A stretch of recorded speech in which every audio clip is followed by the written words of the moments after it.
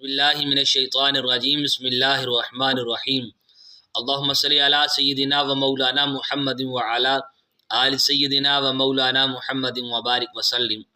افطار کے وقت دعا قبول ہوتی ہے۔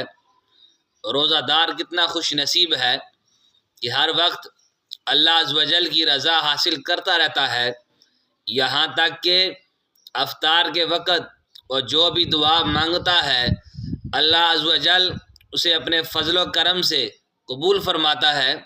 چنانچہ سیدنا عبداللہ بن عمر بن عاص رضی اللہ تعالی عنہ سے روایت ہے کہ امام المتوکلین سید القائنین رحمۃ للعالمین صلی اللہ تعالی علیہ وآلہ وسلم کا فرمان دل نشین ہے۔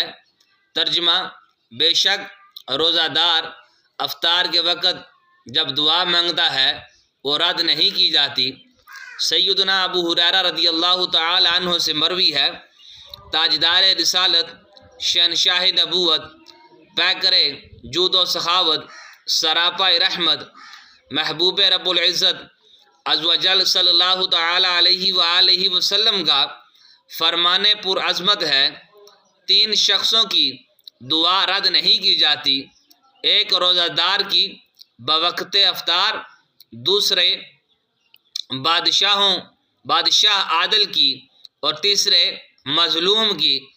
ان تینوں کی دعا اللہ عز و جل بادلوں سے بھی اوپر اٹھا لیتا ہے اور آسمان کے دروازے اس کے لیے کھل جاتے ہیں، اور اللہ عز و جل فرماتا ہے مجھے میری عزت کی قسم میں ضرور مدد کروں گا۔ وما توفیقی الا باللہ۔